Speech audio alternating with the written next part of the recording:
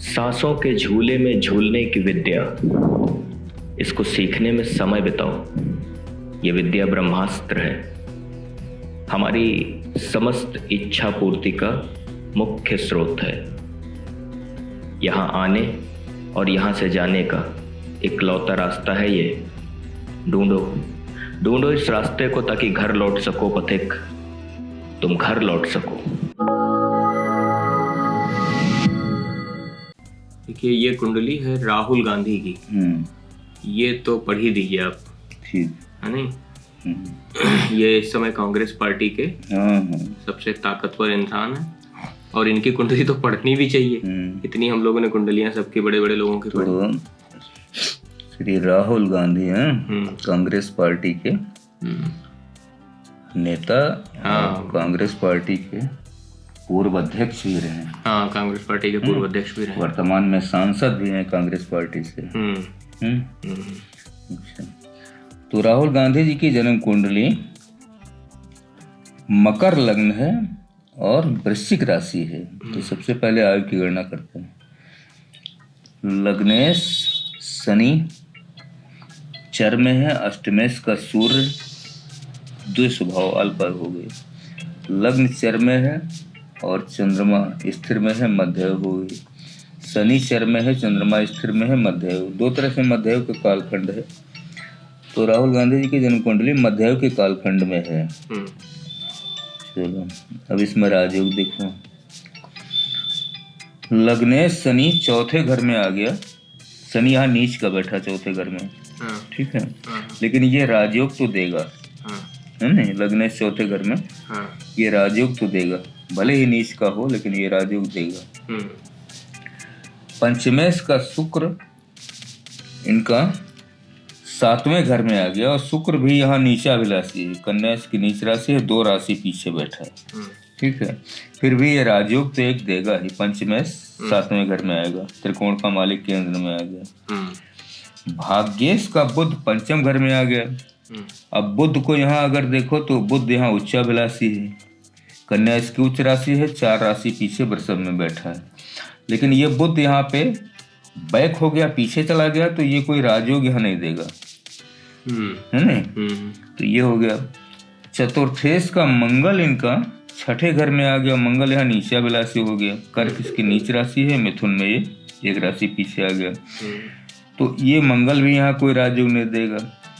सप्तमेश का चंद्रमा लाभ भाव में नीच का पड़ा हुआ है वृश्चिक राशि में, ये भी कोई राजयोग वहां नहीं देगा। दशमेश का शुक्र इनका 7वें घर में है, तो ये तो पंचमेश का ही राजयोग आ रहा है शुक्र का, है नहीं? तो दशमेश का कोई मतलब नहीं है ये स्थिति। तो कुल मिलाकर के अगर राजयोग देखो तो एक लग्नेश शनि का और पंचमेश शुक्र का, 7वें घर में शुक्र का, 2 राजयोग। धन भाव की स्थिति देखो। धन भाव का मालिक शनि यहाँ चौथे घर में बैठा है, नीच का पड़ा हुआ है नहीं? और 7, 8, 9, 10, और इस शनि की 1, 2, 3 तीसरी दृष्टि छठे घर पे आ रही है नहीं? 7वीं दृष्टि जा रही है 10वें घर पे उच्च की। 10वीं दृष्टि इनकी लग्न पे आ रही, इसलिए लग्न को ये मजबूत करेगा। तो धन भाव में राहु बैठा है, लेकिन धन भाव की स्थिति ठीक है कुल मिलाकर के, चूंकि ये राजयोग कारक ग्रह है। और पत्नी भाव देखो। पत्नी भाव का मालिक चंद्रमा इनका नीच का पड़ा हुआ है यहाँ पे लाभ भाव में, है नहीं? और पत्नी के घर में बैठा शुक्र यहाँ संतान भाव का मालिक है। तो 1, 2, 3, 4, 5 बाकी किसी ग्रह की तो यहाँ पे कोई दृष्टि इस पे नहीं आ रही है 7वें घर पे। लेकिन ये पत्नी का मालिक जो है यहाँ चंद्रमा नीच का है, इसीलिए इनके विवाह में बाधा आ रही, विवाह बाधा योग बन रहा है ना? इस कारण से ये चीज है कि अभी तक इनका विवाह नहीं हुआ है, विवाह बाधा योग आ रहा है। संतान भाव का मालिक देखो तो ये राजयोग दे रहा, तो जब विवाह होगा तभी संतान की स्थिति आएगी, है ना। लेकिन कम संतानों का योग इसमें बनेगा। हाँ, दूसरी एक चीज करियर का मालिक शुक्र इनका 7वें घर में बैठा है ना, और ये नीचाभिलाषी है। बहुत उथल पुथल भरा करियर इनका है, इनके जीवन का, सही है ना। बहुत ज्यादा उथल पुथल है करियर में, 1 2 3 4, ठीक है। तो इस वो दिखता भी है ना, उनके राजनीतिक करियर में बहुत उतार चढ़ाव, तो वो स्थिति करियर में उतार चढ़ाव की ज्यादा है स्थिति। बाकी क्या है इसमें, हाँ इसमें एक समस्या है इस जन्म कुंडली पे जो बहुत साफ दिखती है। वो ये दिखती है कि छठे घर में मंगल बैठा है ना, राहु की दृष्टि, और अष्टमें सूर्य भी बैठा है, और राहु की 5वीं दृष्टि यहाँ पे आ रही है, शनि की भी दृष्टि आ रही है। शनि, राहु, मंगल और सूर्य, यानी चारों पाप ग्रह यहाँ पे लगे हैं छठे घर पे। अब छठे घर में एक समस्या क्या पैदा करेंगे ये मिथुन लग्न है, मिथुन राशि है यहाँ पे छठे घर में, बुध की राशि है ना। लेकिन ये बुध यहाँ पंचम घर में आ गया उच्चाभिलाषी होकर के, और बुध इस मकर लग्न का राजयोग कारक ग्रह है भाग्य से, है ना। भले इसमें राजयोग नहीं दे रहा, लेकिन तो बुध थोड़ा बलवान है यहाँ पर, है ना। इस कारण से फिर भी ये 2-3 चीजें तो ये करेंगे, 3-4 पाप ग्रह, क्या राहु, मंगल, सूर्य, शनि की दृष्टि, ये एक स्थिति पैदा करेंगे। बुध से संबंधित इनको शिकायत हो सकती है, बुध से संबंधित, हाँ, श्वास नली, सर्दी जुकाम, है ना, फेफड़े से संबंधित कोई शिकायत, एक तो ये प्रॉब्लम हो सकती है। दूसरे शनि सूर्य राहु का जब कॉम्बिनेशन होगा तो इनको हड्डियों में दर्द की शिकायत, स्पाइनल कार्ड में विशेष तौर पर रीढ़ की हड्डी में दर्द की शिकायत हो सकती है। तीसरी चीज है दुर्घटना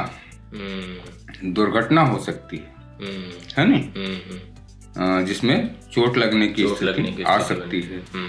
पहले हो सकता आई भी हो कभी, और अगर नहीं आई है तो भविष्य में उन दशाओं में, महादशाओं में या अंतरदशाओं में ऐसी स्थिति बन सकती है। ये स्थिति इसमें, अच्छा, इसमें राहु द्वितीय मार्केश बनाएगा ना? हाँ, राहु सेकंड हाउस में बैठ करके मार्केश तो बनाएगा ही। और भी मंगल की महादशा चल रही है। नहीं, अभी ये अप्रैल से स्टार्ट होगी। अच्छा, 2023 से मंगल की, ठीक है। अब मंगल को मकर लग्न में देखो तो ये चतुर्थेश है मंगल, ठीक है, और लाभ का मालिक है। तो अब ये छठे घर में आ गया मंगल, वो भी नीचाभिलाषी पड़ गया, है नहीं। इस मंगल देखो यहाँ पे एक वो ट्रेंड बन रहा है क्या? कहीं न कहीं पर, कि छठे घर में मंगल पड़ा है, यही सारे पाप ग्रह की स्थिति बन रही है नहीं। सूर्य मंगल के साथ है, राहु शनि की दृष्टि आ रही है, और मंगल की महादशा भी अप्रैल से शुरू होगी 2023 से 30 तक।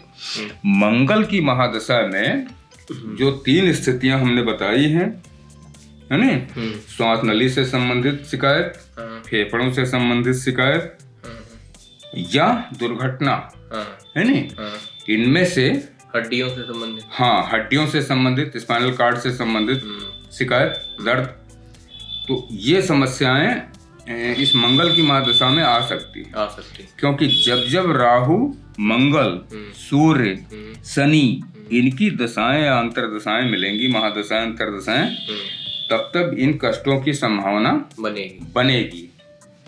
ये है। लेकिन चूंकि लग्नेश राजयोग दे रहा, चौथे घर में बैठा और लग्न को देख रहा, इसलिए लग्न तो बलवान है, ठीक है, लग्न बली है, आयु की तो छींटता नहीं है ना। और अष्टमेश को सूर्य को अगर यहाँ देखो तो सूर्य भी यहाँ नीचाभिलाषी है ना।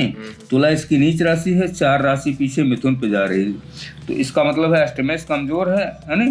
कमजोर तो लग्नेश भी है, नीच का पड़ा हुआ, लेकिन चूंकि ये लग्न को देख रहा है 10वीं दृष्टि से, इसलिए लग्न तो मजबूत रखेगा।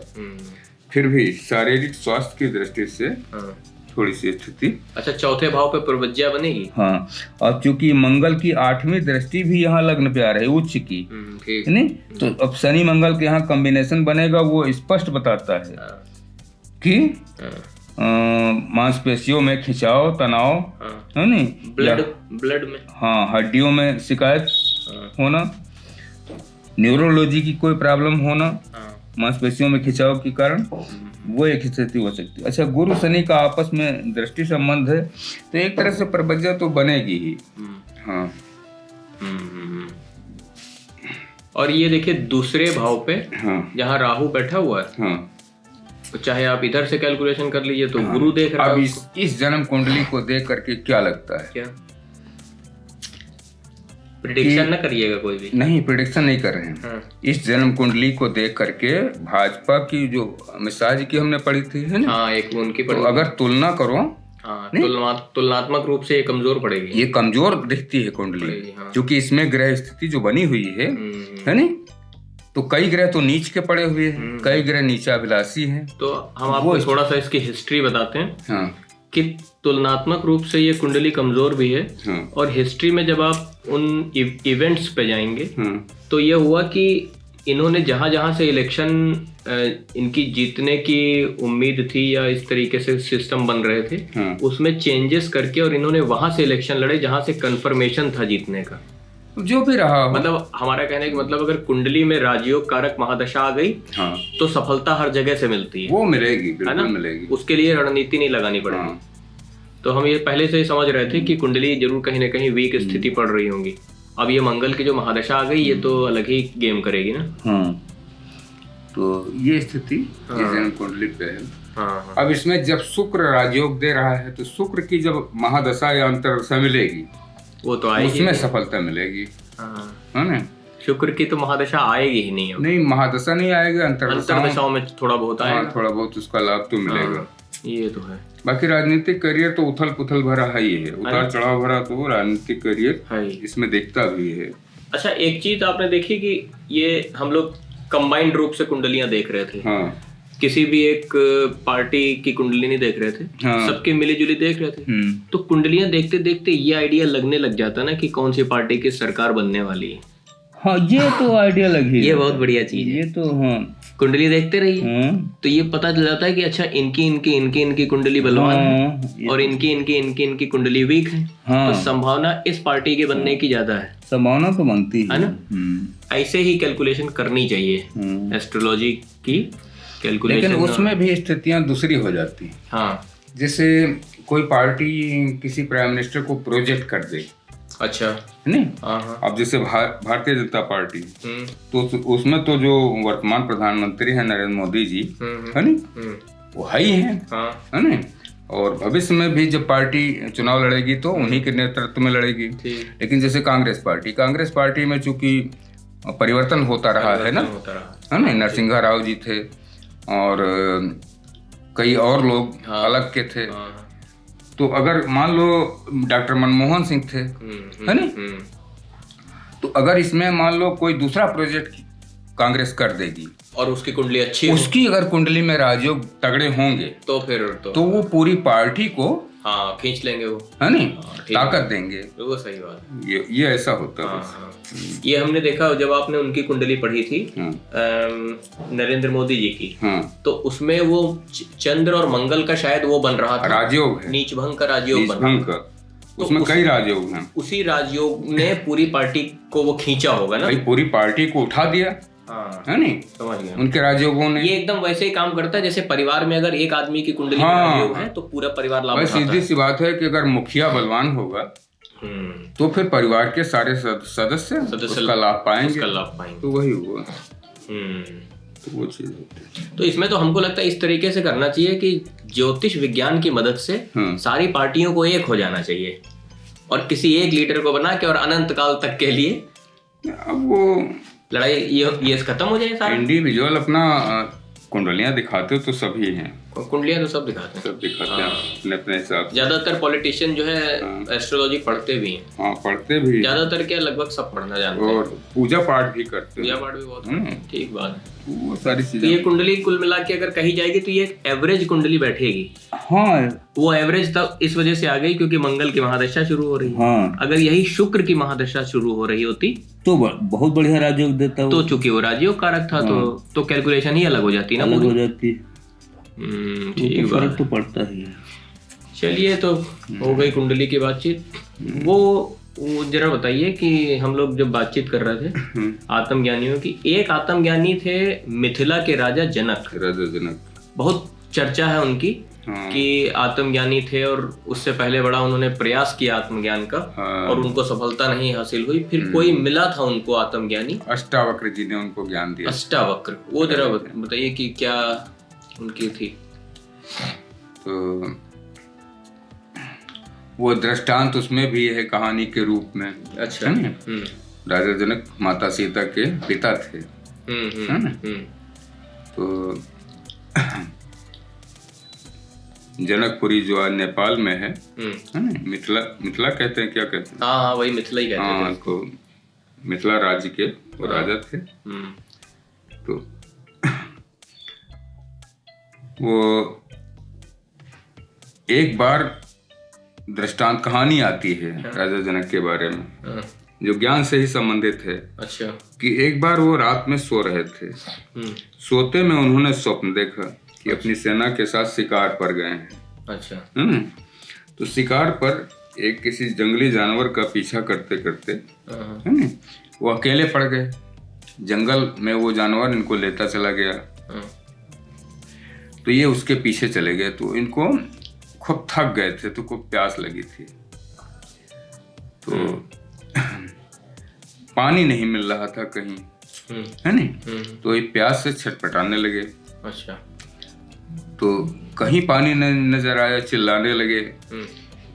तो फिर कोई नहीं दिखा, तो ये रोने लगे, उनकी आंखों से आंसू निकल आए।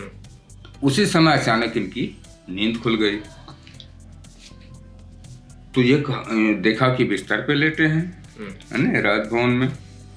तो कहा ऐसा कैसे हो सकता है, अभी अभी तो हम प्यास के मारे मर रहे थे और हम राजा के बिस्तर पर हैं और अभी हम जंगल में थे। तो उन्होंने अपने राज्य के सारे विद्वानों को, जितने योग्य ज्योतिषी ब्राह्मण सब थे, उनसे प्रश्न किया। कहा कि आप लोग ये बताइए कि जो मैंने स्वप्न में देखा वो सत्य था या जो मैं राजा जगने के बाद हूँ, है था, ये सत्य है। अब उसमें अपने अपने तरीके से लोगों ने शास्त्रों के आधार पर तर्क दिए, तो वो किसी से संतुष्ट नहीं हुए। अच्छा। तो राजा जनक ने मुनादी करवा दी ढोल बजवा करके कि जो मेरे इस प्रश्न का उत्तर देगा मैं उसको अपना आधा राज्य दे दूंगा। अच्छा। इत्तेफाक से अष्टावक्र ऋषि अपने कुछ शिष्यों के साथ उस राज्य से गुजर रहे थे, मिथिला से। तो इन्होंने वो मुनादी सुनी, इनके शिष्यों ने। तो कहा कि महाराज, ये कोई राज घराने से कोई मुनादी हो रही है। तो कहा अच्छा, जाके सुन लो। तो उस शिष्य ने सुना, आकर के उनको बताया, कहा कि ऐसा ऐसा राजा जनक का प्रश्न है। तो अष्टावक्र जी पूर्ण आत्मज्ञानी थे, पूर्ण संत थे ही। तो वो कहने से चलो मैं राजा जनक के इस प्रश्न का उत्तर दे दूंगा और बाकी राजपाट से मेरे को क्या लेना देना। तो गए तो वहाँ सभा लगी थी, सभा में सारे विद्वान बैठे थे। तो अष्टावक्र जी के बारे में दृष्टांत है कि वो 8 अंगों से टेढ़े थे। अच्छा। हाँ, मतलब एक तरह से शरीर उनका थोड़ा सामान्य नहीं था, असामान्य था। तो इनको जब द्वार पे देखा तो सब हंसने लगे, जितने विद्वान बैठे थे, ब्राह्मण और वेदांती सब। तो राजा जनक सिंहासन पे बैठे तो वो उठ के खड़े हो गए। तो उन्होंने सीधे राजा जनक से कहा जनक, तेरे इस राज्य में सब चरमकार बैठे हैं, यहाँ कोई विद्वान तो नहीं है। तो वो सब नाराज हो गए, क्योंकि ब्राह्मण थे, सब विद्वान थे। कहा आपने राजा से कहा राजन ये क्या बात हुई, ये 8 अंगों से टेढ़ा मनुष्य हम लोगों को चर्मकार कहता है ना। तो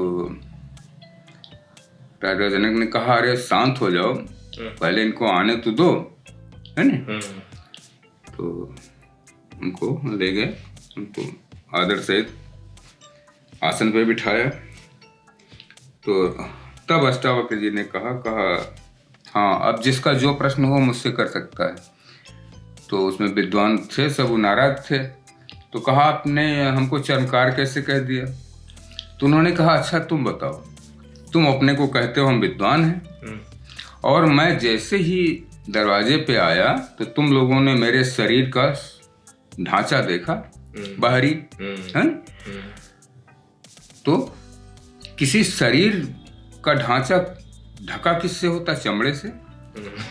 तो इसका मतलब है कि तुमको चमड़े की अच्छी पहचान, हमारे अंदर क्या है या मैं अंदर कौन हूँ, इससे मेरे पास कौन सा ज्ञान है, मैं कितना किसी चीज को जानता हूँ, ज्ञाता हूँ, इस बारे में तो तुमने कोई प्रश्न नहीं किया। सही बात। तो वो सब शर्मिंदा हुए, फिर बैठ गए। तो उन्होंने कहा हाँ अब किसी को और कोई प्रश्न। तो राजा जनक ने अपना प्रश्न रखा, कहा महाराज ये हमारी समस्या है, मेरी समझ नहीं आता है कि मेरा वो स्वप्न सत्य था या जो मैं बाद में जगने के बाद देखा अपने को कि मैं महल में अपने पलंग पर लेटा हुआ हूं। तो उन्होंने कहा राजा जनक न तुम्हारा वो स्वप्न सत्य था न ये सत्य है, ये दोनों असत्य हैं। तो राजा जनक ने कहा कि फिर महाराज सत्य क्या है। तो कहीं सत्य के लिए तुम्हें ज्ञान लेना पड़ेगा, और सत्य परमात्मा है। तो जब तुम परमात्मा का दर्शन करोगे अपने अंदर, तभी तुमको इस बात का पता चलेगा कि न स्वप्न सत्य है न ये जीवन सत्य है।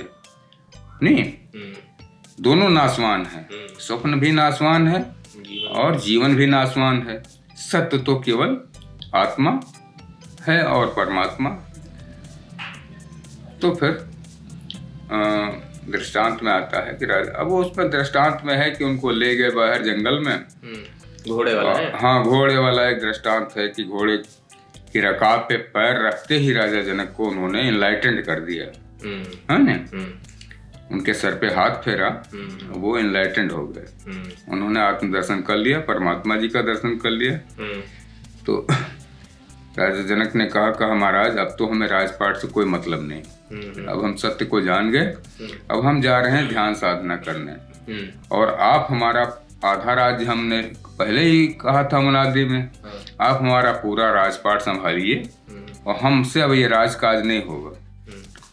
तो अष्टावक्र जी ने कहा अच्छी मुसीबत हमारे गले मल रहे हो, कहीं जिस चीज को मैं छोड़ करके आया हूँ, है ना, माया का मैंने त्याग किया है और तुम मुझको माया में ही भेज रहे हो। तो कहा कि अच्छा राजा जनक तुम एक काम करो, ये राज्य मेरा मान करके, है नी, कि तुमने मुझे दान दिया, ठीक, तो अपना आधा राज्य और मेरा जो आधा राज्य तुमने कहा था देने को, है नी, वो भी मैं तुम्हें दान करता हूँ। अच्छा। तो अपना इस राज्य का कार्यभार संभालो और इस ज्ञान का ध्यान करते रहो। इसीलिए राजा जनक का एक नाम आया वैदेही। हाँ, वैदेही जनक कहते हैं इनको। हाँ, विदेही, हाँ, है ना, वैदेही, विदेही कहते हैं उनको। वैदेही तो सीता जी का नाम आया, विदेह की पुत्री वैदेही।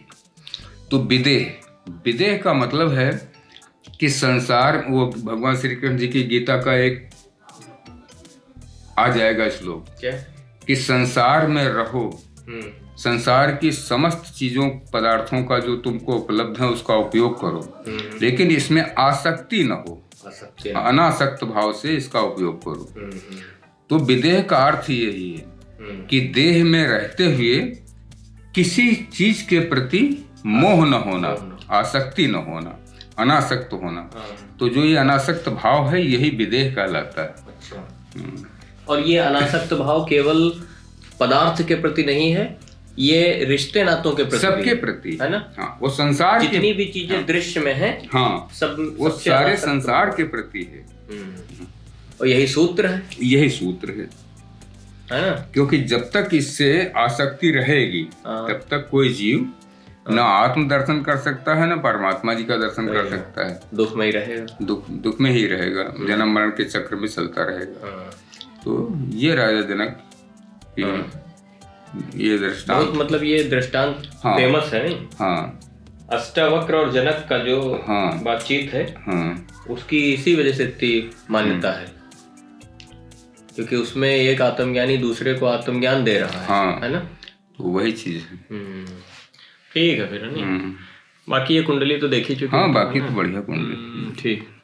अंतर श्रृंगार की वियोग से संयोग की यात्रा में जो संचारी भाव चलता है वो अनाहत चक्र पर चोट करता है, उसे खोलकर मुक्त कर देता है। स्नायु तंत्र सजीव होकर ब्रह्मांड यानी पंचम तत्व में विलीन होने के लिए तत्पर हो जाता है। जिस शरीर में यह प्रक्रिया घटित होती है वो तत्काल अशरीरी हो जाता है। जो शरीर इस शरीर को देखता है वो शरीर अशरीरी की यात्रा में जाने को उमड़ने लगता है।